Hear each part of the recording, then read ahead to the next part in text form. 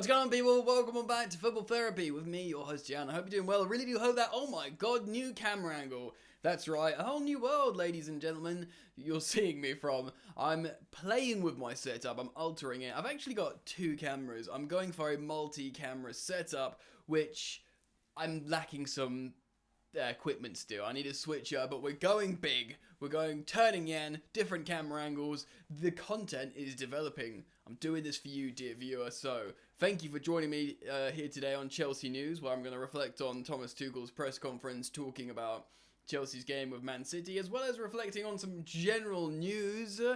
Positive, negative, concerning, lots to get into. I'd urge you all to subscribe if you're yet to do so, because you're all welcome here on Football Therapy. Should you choose to subscribe, make sure the bell notifications icon is pressed. It takes a second, man, and yeah, drop a like. Let's see if we can get 3,000 likes, eh? Hey, you and me together, getting likes, collecting likes. Alright then, let's get into it. Let's start off with something that I've read on the Chelsea News at the moment, going through certain headlines. Juventus, the Serie A giant, targeting Ruben Loftus-Cheek, Chelsea midfielder. Now, how do I feel about this? If you've watched Football Therapy before, over the years, here and there, you will know that Ruben Loftus-Cheek is one of my favourite Chelsea players. He's so unique, he's very technically gifted, he's strong, he's fast, and although he dribbles through midfield much like Mateo Kovacic does, he's different. He doesn't sort of try and wiggle, he just literally bodies through and people bounce off him. I know I don't want to sound like a broken record, but in the 18-19 season, he was magnificent before he damaged his Achilles. He's still only mid-20s. He's had some great performances under Thomas Tuchel in Chelsea's most recent, manifestation. I think there's a place for him. Thomas Tuchel was quoted, or it was reported that Thomas Tuchel took Ruben Loftus-Cheek to a side only recently, certainly this season, saying, "Have you not paid more for Chelsea? You're amazing." I think it'd be amazing for Juventus. I think bossing that midfield, I saw Nini tweet this as well, about he can see him moving mad in Serie A. I tend to agree. I think he could completely navigate a midfield in Italy quite well. And that's not to denigrate the Italian league. It's the highest scoring league in Europe for the last few years. I think Atalanta's largely to thank for that, but it is a very tactical league still, but loads of goals. I think it'd do really well, and Serie A. Do I want him to go? No. If we play a three-man midfield, I'd love to see him at the base. I'd love to... I don't know, man. Personally, there's sentiment, because I've seen him be excellent, top-tier, excellent level.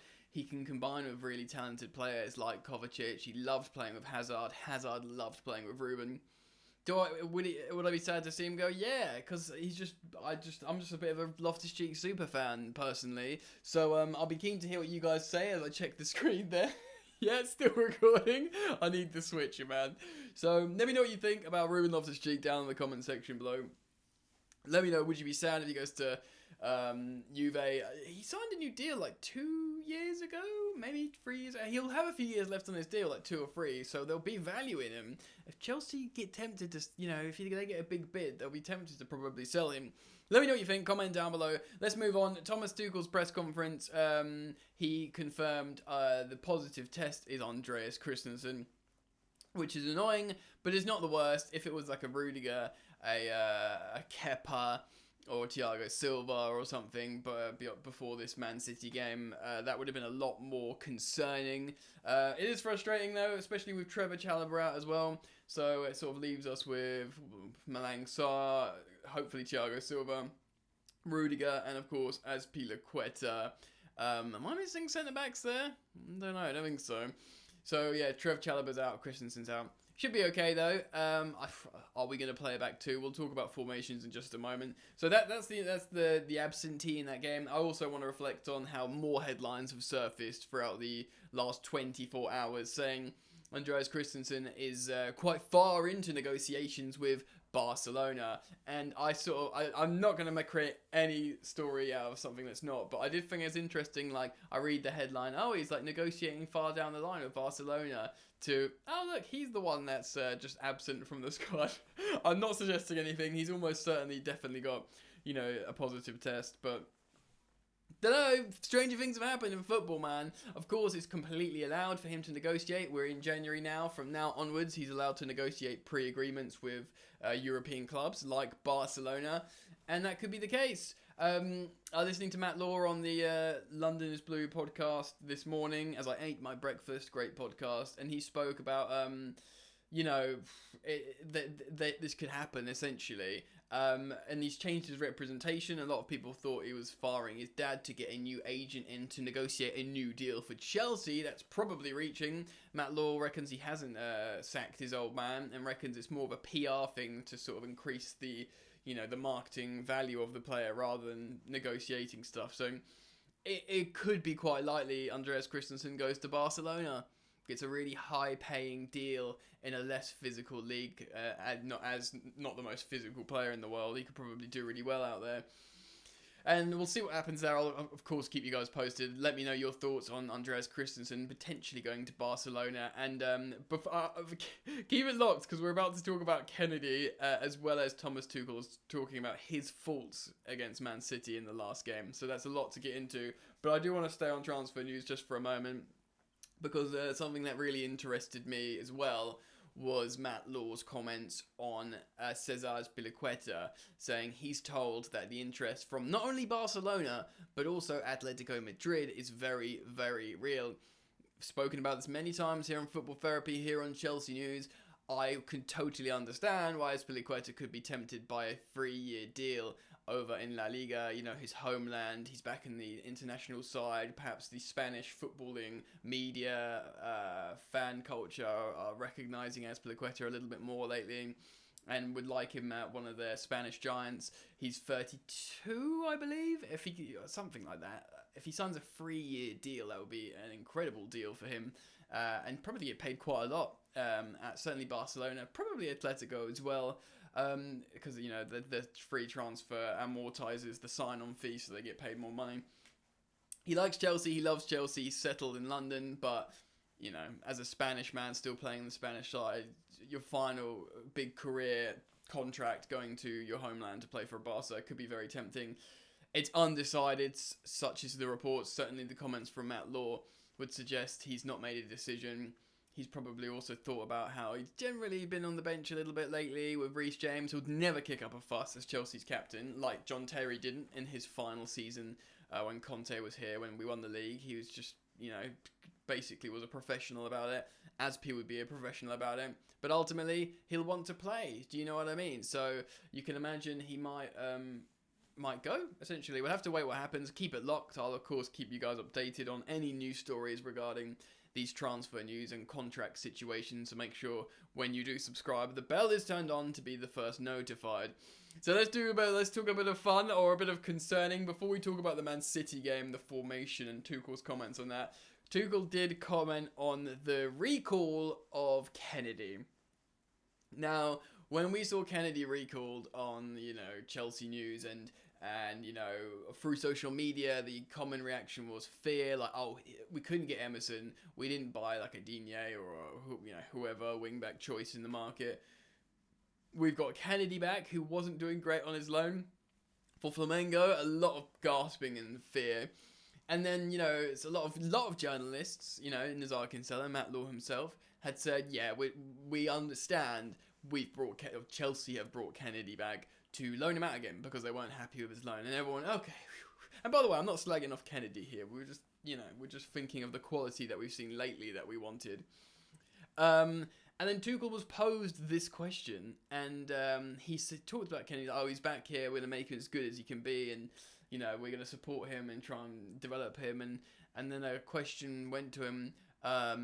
So is Kenedy the left wing back cover that you brought back for this window? And then Tuchel was kind of like 50-50 on it. He was like, oh, I don't know, maybe, but he could be. He's basically said he could be. Now, is he being political and nice here to say, yeah, why not? You could be, mate. Why not? Or is he like, does he like to try and pick him up? Or is he going like, oh, I might have to be? Do you know what I mean? Like, I don't want to, Kennedy's only 25. He can play well. He's a Brazilian player. He can he's got some technical skills, and he's fit. He's really fit. You've got to imagine he's got a better engine than Marcus Alonso.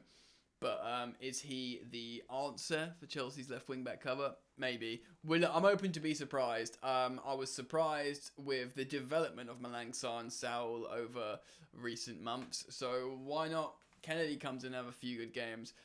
Concerning. Tuchel will look at him on the training pitch. If he thinks, oh, okay, yeah, I can throw him into this game here, so I can rest Alonso. God, rest Alonso. Precious Alonso. Sorry. Then it's another body, isn't it? We'll have to see. It doesn't mean the transfer window is over. I think Chelsea are very interested in not getting bent over in the window in terms of spending loads of money and putting a player on a massive contract when they've got 5 left backs, or they'd have 5 left backs on the books, which is just chicken oriental, mate. It's mental. You don't need it. So Kenedy, maybe the answer. Let's talk about the game then. Chelsea are playing Man City in the Premier League this weekend, away at the Etihad. For context, we played them already at Stamford Bridge. We may have only lost 1-0, but it was a really demeaning loss, and they battered us. We didn't have one shot on target. They had multiple shots. We couldn't get out of our box. We played a 3-5-2 that day. Thomas Tuchel experimenting, playing Lukaku with Timo Werner. If memory serves, we switched to that in the second half of the game before, and he decided to keep it, trying to get the best out of those two working on the break. I get it in theory. I don't actually have any criticism with Lukaku. He saw a very good team in City, and he thought, okay, well, we've got 2 forwards that could work excellently. I don't really, maybe he could have changed it earlier, but I don't want to criticize Tuchel for trying something. But interestingly and kind of positively in this press conference today, he says, yeah, I blame myself. I blame my tactics for that. That did not work at all. We couldn't get out, and I'm paraphrasing here. But basically, he shouldered the blame for that, which is great. And I think he should, but even though I think he should, I don't criticize him for it. You could just say, look, man, I threw the dice and it didn't work, and we move, we learn from it. So what can we expect? We can expect a 3-4-3 essentially again, or 3-4-2-1 to connect the forwards with the midfield. You need those 2 inside 10s, I think, rather than 2 forwards up front, because they were just totally isolated. Do we even see a back 4? Could we see a 4-4-2? A 4-4-2 against Pep Guardiola's Man City away at the Etihad? I think that could be a little bit risky if you ask me. I can imagine a 3-4-2-1. Probably with Lukaku. A lot of people calling for Havertz. I don't really have an opinion on it. I'd be happy with whatever the coach chooses, to sound really wet and boring and on the fence. But probably Lukaku, because, he's got to do something in the big games, isn't he? So I think Kepa in goal, Thiago Silva, Rudiger and Cesar Azpilicueta as the three centre-backs. And then you've got to have a Marcus Alonso as a left wing-back. Who do you play at right wing back? Maybe a Pulisic for pace? I mean, Hudson-Odoi looks much, much better defensively, even if he's been frustrating people with his finishing, even though he's a good winger, ultimately, a good dribbling winger, so he could play at right wing back. And then you could have Lukaku flanked by Mount and Werner, or Havertz, or even Pulisic on the left. I think Mount will play. I think he's not been playing good recently, but in this type of game, when you're going to need someone to work really hard, and link the midfield and striker, it kind of makes sense. But at the same time, would any of us be surprised if we saw any of Mount, Ziyech, Werner, Havertz, they could all, Pulisic, whatever, they could all start. And you wouldn't be surprised, because you think, yeah, they're all talented. But this is the thing with Chelsea forwards. Yeah, they're all pretty good. They're all pretty talented.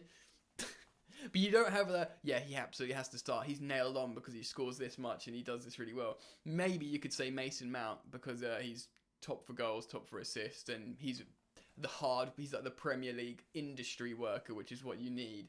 But even Mount's not been playing great recently. Tuchel's been shouting at him in the last game, so anything's up for grabs in terms of positional play.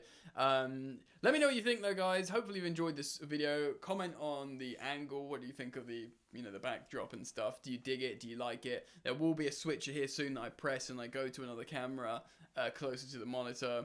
And that will be pretty interesting. So let me know what you think. Comment down below. Please do drop a like. And make sure when you subscribe, the bell notifications icon's turned on with all noties, so you don't miss a beat, friends. Alright, enjoy the football, and I'll see you later.